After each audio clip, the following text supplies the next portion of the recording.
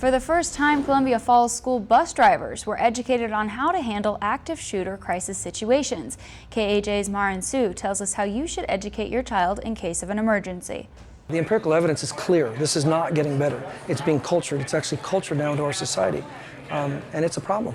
And people need to have a plan for it. Jesus Villarmosa helps school bus drivers like Christian Jacola do just that. Prepare for the worst in case of an active bus shooter situation. Drivers need to be taught situational awareness so that they're actually trying to be preventative before it occurs. With over 30 years of law enforcement and tactical training, Villarmosa explains in life and death situations, fighting back isn't as easy as it sounds. You have to talk about what laws there are that allow them to use physical force, if they're allowed to do that under policy. Working for the Columbia Falls School District for 12 years, Jacola says he feels responsible for the students on his bus. He says he really connects with students throughout their time at school. Every grade, the same driver is picking up the same kids, as long as it's the same route.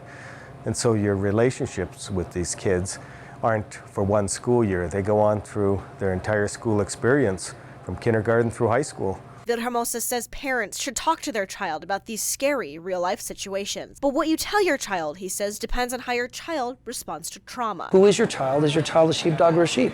All of those factors have to be taken into consideration. Is the shooter at the middle of the bus, or did he start at the back of the bus? Is he at the front of the bus? Did he already shoot the driver? All of those factors will dictate which tool you should use.